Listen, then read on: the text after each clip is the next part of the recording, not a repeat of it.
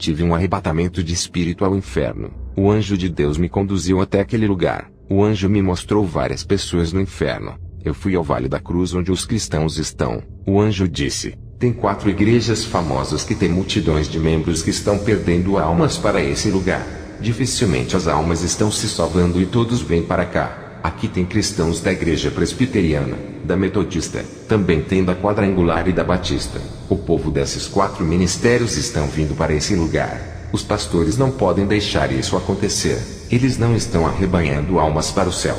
Se eles não pregarem a verdade, o rebanho todo vai para o inferno. Eu tenho 4 mensagens de exortações para esses ministérios, e tu irás entregar quando voltar para a terra. As mensagens vão revelar o motivo que eles estão indo para o inferno. A primeira mensagem é para as igrejas batistas. Assim diz o Senhor: porque ignoras a santidade do corpo. O corpo não tem importância para mim, somente o coração. Quem disse isso? Se o corpo de vocês não tem importância para mim, por que vocês querem tanto que o Espírito Santo more em vocês? Se estão colocando aquilo que não agrada a Deus em seus corpos, se libertem da marca de Satanás que está nos seus lábios e orelhas. Querem ser salvos, mas não deixam o que é do diabo. Usam as vestimentas dos demônios e não renunciam aos acessórios do diabo. E por causa dessas coisas estão indo para o inferno. Não adianta orarem e adorarem a mim. Eu quero a santidade. A segunda mensagem é destinada para as igrejas presbiterianas. Assim diz o Senhor: estão mortos espiritualmente. Tornastes um povo incrédulo e sem fé. Está havendo prostituição entre os membros. Os jovens estão na fornicação, tendo atos sexuais entre eles. Homens casados traindo as suas esposas com outras irmãs casadas. Reverendos tendo relações sexuais com as moças da própria igreja.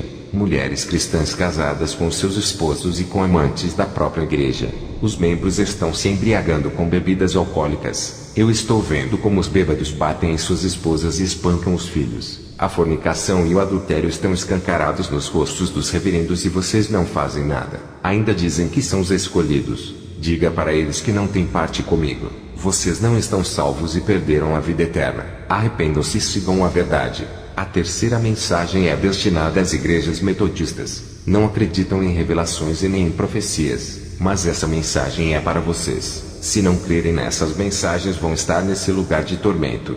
Os pastores estão usando variedades de drogas e são viciados nelas. Os membros vivem como os ímpios e não há libertação em suas vidas. O povo vive como os ímpios e não há renúncia. A quarta mensagem é para as igrejas quadrangulares. Assim diz o Senhor: já me afastei desse ministério. Tens colocado teatro, dança e circo dentro da igreja. O mundanismo está no ministério. O meu espírito não compactua com essas coisas. Casais liberais dentro da igreja. Os maridos compram produtos eróticos para agradar as esposas, e as esposas cheias de fantasias eróticas incitam os seus maridos a fazerem abominações sexuais.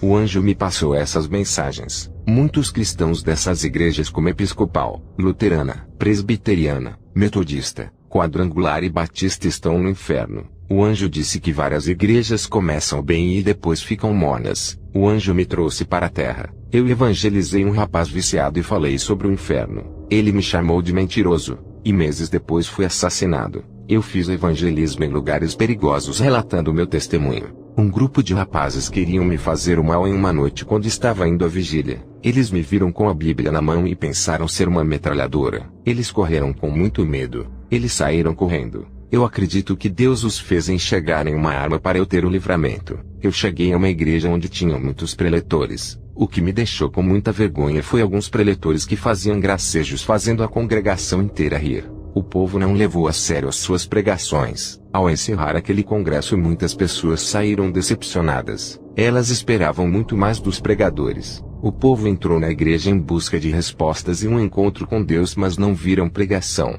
Mas uma igreja fria onde o Espírito Santo não opera. Eles substituíram a palavra pelas piadinhas para deixarem as pessoas felizes. Essa não é a alegria que Deus oferece. A alegria sobrenatural vem de Deus e está dentro da alma, que é o gozo. Um membro da onde eu congregava e o mais dedicado à obra estava passando necessidade, desempregado. Eu orei por sua vida para que Deus concedesse um emprego para ele trabalhar. Ele conseguiu um emprego, e depois de 3 meses o dono da empresa entregou o cargo de gerência para ele. O dono da empresa confiava nele por ser simples e dar exemplo de bom funcionário. Ele vivia uma vida de um verdadeiro homem de Deus, Rapaz humilde que foi exaltado por Deus por ter uma vida transformada. Fui convidado para um congresso na igreja. Muitos católicos em busca de uma solução para as suas vidas se converteram. Temos nos dias de hoje uma igreja de meninos na fé, sem maturidade espiritual. O Espírito Santo não usa crentes que se comportam como crianças. Moças do grupo de louvor usando saias curtas e sendo desejadas pelos visitantes com olhares sombreados e cheios de sensualidade. Qualquer um percebia aos olhares impuros. O pecado estava nos seus olhos. Quando o culto terminou, homens católicos tomados pelos desejos de seus corações se aproximaram daquelas moças e pediram os seus contatos de telefone.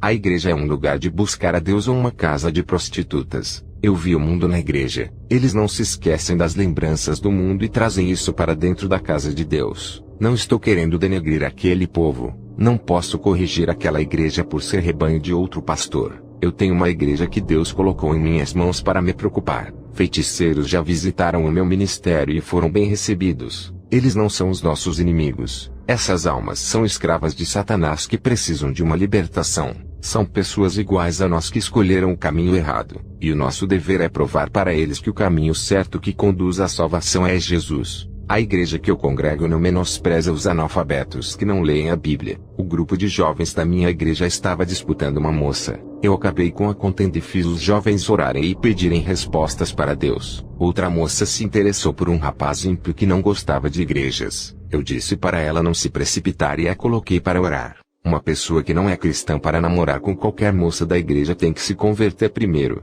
se libertar e depois casar assumindo um compromisso sério. Aqui onde sou conselheiro da juventude e missionário funciona desse jeito. Eu sempre aconselho que as moças peçam um homem de Deus, e aos rapazes incentivo a pedirem uma mulher de Deus. Satanás tem enviado jovens envolvidos com a prostituição e os vícios até a minha igreja. Eles visitam não interessados em ouvir a palavra, mas com o desejo de desviar a mocidade. Eu tenho preparado os jovens contra essas armadilhas. Eles serão os futuros pastores e missionários. Não podemos deixar que os enviados do diabo os tirem do caminho de Jesus. Aqui na igreja os homens solteiros não visitam casas de mulheres sozinhas. Os nossos inimigos nos vigiam para caluniar e dizerem mentiras. Eles querem difamar e destruir os ministérios. A mulher de Potifar difamou o inocente José. Só fazemos visitas nas casas quando a mulher está acompanhada do esposo. Estamos rodeados de testemunhas e acusadores. Quando um jovem não vai mais à igreja, a líder que é casada leva o grupo de jovens para visitá-lo. Não vai sozinha. É assim que trabalhamos em um bairro de pessoas mentirosas e espalhadoras de boatos. Fazemos evangelismo nas vilas. Moça solteira não entra sozinha onde tem um grupo de homens. Satanás arma suas ciladas e consegue envolver os que não vigiam. Tenho visto muitos cristãos caindo na prostituição armada pelo diabo. Não ficamos perdendo tempo na roda dos escarnecedores. Um obreiro da minha igreja parou em um bar para beber água. Ele estava com muita sede, e quando passou no bar deixou um folheto da palavra de Deus. Um grupo de homens que estavam ali se interessaram e conversaram acerca de Jesus. O obreiro educadamente falava de Jesus dando atenção às suas perguntas. O obreiro se retirou e foi embora. E aqueles homens usados pelos demônios espalharam boatos de que ele estava bebendo junto. O ministério desse obreiro foi arruinado. E todas as igrejas que haviam agendado para ele ministrar cancelaram as agendas. Esse obreiro não conseguiu se defender das acusações. Se ele tivesse juntado com o grupo de evangelismo da igreja teria provas para sua inocência. No mundo animal um leão não ataca uma manada de touros. O leão espera o touro ficar sozinho para atacá-lo. Uma manada de touros unidos o leão não tem forças de atacar. Quanto mais irmãos unidos para saírem evangelizando melhor será. Esse é o ministério que eu vivo. Não sou apenas um pregador de púlpitos. Sou das ruas também. E assim somos um grupo forte que saímos pelas ruas e bairros. O Senhor nos uniu e formou uma igreja. Ele foi sacrificado para que nascesse um povo diferente para impactar as ruas. Ele unificou a gente e nos fez escolhidos para uma missão na terra. Ajuntou seu rebanho santificado e uniu com o seu sangue. Estamos associados em um só corpo. E somos um conjunto de ministros vivendo em um só espírito e uma só mente. Jesus quer unidade e harmonia do seu povo. Aqueles que estavam espalhados ele trouxe para perto dele através do seu sacrifício. Estamos em seus pastos verdejantes e ligados com o seu espírito, aliançados com ele através da sua ressurreição e somos agraciados. Fui orar por um jovem depressivo da minha igreja. Ele se castigava pelos erros do passado, estava se martirizando e se considerava estúpido. Ele era inseguro e pensava que era inútil. Ele se isolou e não saía da sua casa se atormentando por coisas que fez no passado. Se sentia o causador da desgraça. Ele disse para mim: tudo que se aproxima de mim vira maldição. A minha mãe sempre disse que nunca era para eu ter vindo ao mundo. Os meus pais não gostam de mim. Aquele jovem desde criança era rebaixado pelos pais. Qualquer palavra negativa jogava esse jovem para baixo. Eu tive que fazer campanhas de orações e conversar muito com esse jovem até ele se recuperar. Tinha feridas na alma que deu trabalho para se fechar. Eu falo para os pais que tratam mal seus filhos: não rebaixem eles, mas corrijam com amor dentro da palavra de Deus. Não profira palavras negativas contra eles. Isso traz maldição para os seus filhos. Eu consegui recuperar o jovem. Ele foi liberto e pronto para recomeçar uma nova vida. Eu tenho ido atrás das almas, e quando um membro para de vir à igreja eu faço uma visita na sua casa. Não procuro glória dos homens e nem dos pastores. Por mais que eu me esforce trazendo as almas para Deus, sempre haverá críticas e comentários negativos contra mim.